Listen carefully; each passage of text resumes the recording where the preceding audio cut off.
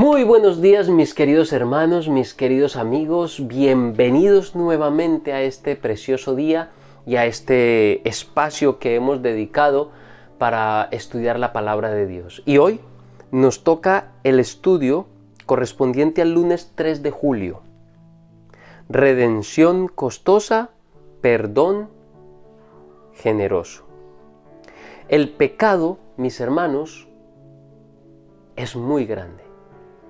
Y vamos a hacer este estudio para que veamos lo que cuesta o lo que costó el perdón de tu pecado y el perdón de mi pecado. Pero antes de comenzar, vamos a tener una oración.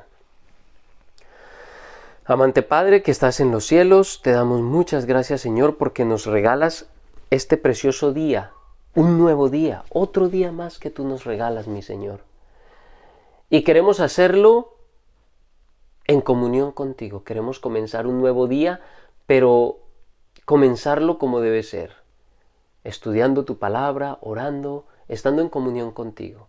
Y rogamos, suplicamos, Señor, que nos des la presencia de tu Santo Espíritu para que nos dirija en nuestro estudio. Que sea Él el que nos ayude a entender y el que nos da la oportunidad para que podamos ser capacitados y vivir conforme a lo que aprendemos.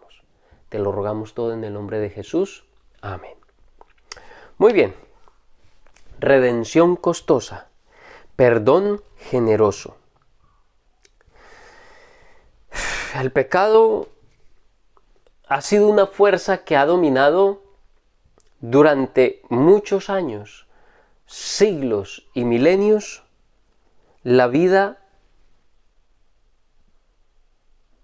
del ser humano. El ser humano a través de las edades ha ido siendo dominado, subyugado por el pecado. El pecado ha tenido un control y un dominio sobre el ser humano a través de las edades, desde que Adán entregó su dominio, su reino, su poder a Satanás. Satanás se ha encargado de ser un esclavizador duro de la humanidad. Y pues la audiencia del apóstol Pablo no era exenta a eso. Toda su vida había sido una vida dominada por el pecado, por la superstición, por la hechicería y por todos los engaños de Satanás.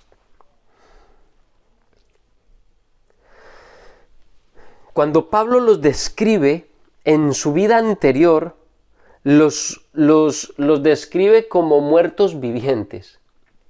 Los describe, según Efesios capítulo 2, versículo 1, muertos en sus delitos y en sus pecados. Estaban vivos físicamente, pero espiritualmente estaban muertos. Y quizás muchos de nosotros espiritualmente también estemos muertos. Es decir, es posible, se puso de moda, y perdón que corten este punto, pero en estos pocos años pasados se puso mucho de moda los zombies, que son muertos que están vivos y buscan cómo alimentarse de los vivos, del cerebro. Vale, pues la Biblia prácticamente nos describe de esta manera, somos como zombies. Muertos que están vivos. Estamos muertos espiritualmente y aunque físicamente estamos vivos, pues realmente, espiritualmente, que es la vida que realmente perdurará, nuestro carácter, nuestra vida espiritual, que es la que perdurará, que es la que nos ayudará a vivir por la eternidad y que es la que debemos dejar al control de nuestro Señor de Jesucristo, al control del Espíritu Santo para poder estar vivos, pues esa es la que está muerta. La vida espiritual, esa es la que está muerta. Y entonces somos como zombies porque vamos por la vida, vamos por el mundo como si estuviésemos vivos, pero realmente estamos muertos. Sin Cristo Jesús estamos muertos. Y eso era la descripción que Pablo hacía de los efesios antes de conocer a Cristo Jesús. esclavizados por el pecado, esclavizados por Satanás. Por sí mismos los efesios no tenían ningún poder para liberarse de ese amo duro, de ese amo cruel del pecado.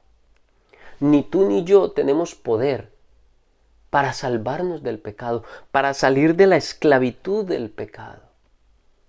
No tenemos cómo hacerlo. Pero Dios ha proveído una línea de vida. Dios ha proveído una vía de escape, una vía de rescate en Cristo Jesús.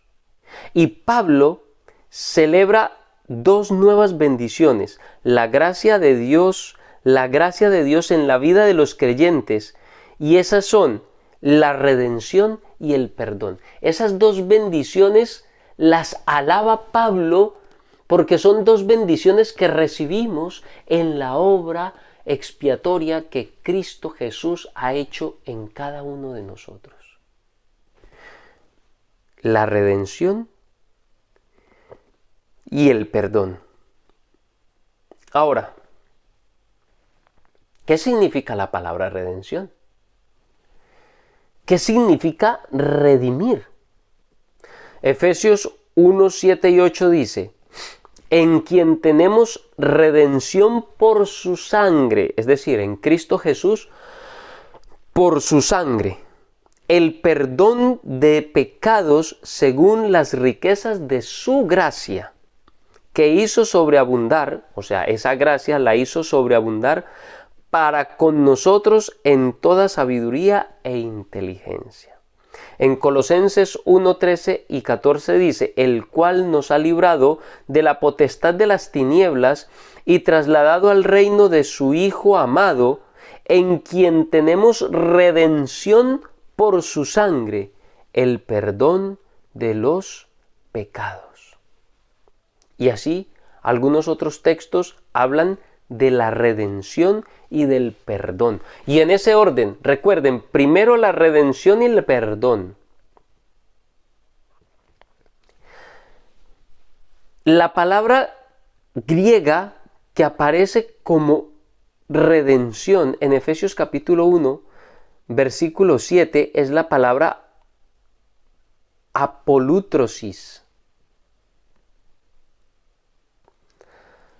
Y esta palabra, originalmente, esta palabra se utiliza o se traduce como redención, pero esa palabra redención, aunque nosotros la utilizamos constantemente y se ha integrado dentro del lenguaje y la jerga propia del adventismo y del cristianismo en general, realmente muchos de nosotros no tenemos claro qué puede significar realmente. ¿Qué significa realmente? Nosotros, por el bagaje que tenemos dentro del mundo adventista, pues inferimos o sospechamos más o menos qué significa, pero realmente la palabra, literalmente, ¿qué significa la palabra redención? No muchos la tienen clara. Y esta palabra originalmente indicaba el acto de la compra de la libertad de un esclavo. O sea, cuando un esclavo por sí mismo, o cuando alguien, en especial, cuando alguien externo pagaba por la redención de ese esclavo, por la libertad de ese esclavo. Y perdón que metí la palabra que estoy definiendo dentro de la definición, y eso no se hace. Pero redención en sí da a entender el acto de que otra persona compre la libertad de un esclavo. O sea, había que pagar por la libertad de un esclavo. Y allí es donde entendemos lo que significa entonces lo que hizo Cristo Jesús por cada uno de nosotros. Porque tú y yo éramos esclavos del pecado, éramos esclavos del maligno, éramos esclavos de de lo que nos muestra este mundo, de lo que nos ofrece este mundo, de lo que nos ofrece Satanás. Porque tú y yo éramos esclavos de los vicios, éramos esclavos del pecado, éramos esclavos de las concupiscencias, y como Pablo hace una lista de la fornicación, de los vicios, de algunos en la edad moderna, de la drogadicción, de la pornografía, éramos esclavos de muchas cosas, de la moda, del juego, de la comida, de la bebida. El ser humano se esclaviza de muchas cosas. Hay muchas cosas que nos hacen esclavos. Y Cristo Jesús vino a esta tierra y vivió como cada uno de nosotros. Y dio su vida como pago por tu libertad y por mi libertad de ese esclavizador, de Satanás, del pecado. Para librarnos de ese esclavizador duro que nos tenía esclavos de las cosas que nos iban a llevar finalmente a la muerte eterna. Mis queridos hermanos, Dios pagó un precio infinito que tú y yo no tenemos cuándo pagar, no tenemos una forma de dar lo que cuesta nuestra libertad del pecado. Pero Cristo ya lo ha hecho. Cristo pagó con su vida, con su sangre, por rescatarnos de la esclavitud del pecado. Mis queridos hermanos, cuando tú y yo no conocíamos a Cristo Jesús, éramos esclavos de ese pecado.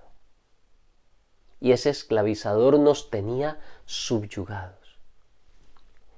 Y ahora, en Cristo Jesús, tenemos esa libertad, gracias a ese don maravilloso, a la vida, la sangre de Cristo Jesús.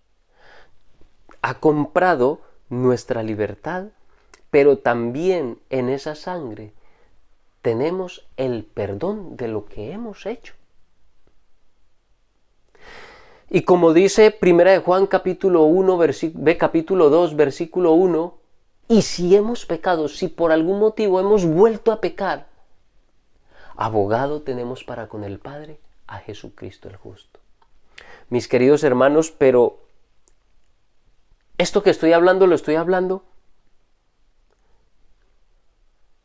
entendiendo que ya hemos sido liberados por la sangre de Cristo Jesús, que ya no somos esclavos. Pero desgraciadamente, algunos de nosotros, aunque supuestamente hemos aceptado a Cristo Jesús, hemos recibido su limpieza a través de la sangre de Cristo Jesús, la realidad es que muchos de nosotros aún seguimos esclavos de muchos pecados. Aún seguimos siendo esclavos de la moda, aún algunos seguimos siendo esclavos de la pornografía, mis hermanos, eso se ve incluso entre pastores. Aún seguimos siendo esclavos del consumismo que este mundo nos ofrece, seguimos siendo esclavos de la fornicación, del adulterio, aún seguimos andando en esos caminos que vivíamos antes de conocer a Cristo, y ahora que hemos conocido a Cristo y que supuestamente hemos recibido su salvación, y aún algunos de nosotros seguimos esclavos. Mis queridos hermanos, yo no quiero que ni tú, ni yo, ni ninguno de los que supuestamente hemos recibido a Cristo Jesús sigamos viviendo esta vida. Tenemos que dejar de ser esclavos del pecado. Expulsa el pecado de tu vida, mi hermano, mediante el poder del Espíritu Santo. Él está allí a la puerta tocando. Si tú todavía, mi hermano, si yo todavía, si mi hermano, mi hermana, si tú que me estás escuchando, que me estás viendo en este momento, aún eres esclavo o esclava de algo, de algún pecado que no has sido capaz de sacar de tu vida, aférrate de Cristo Jesús. Ábrele la puerta al Espíritu Santo.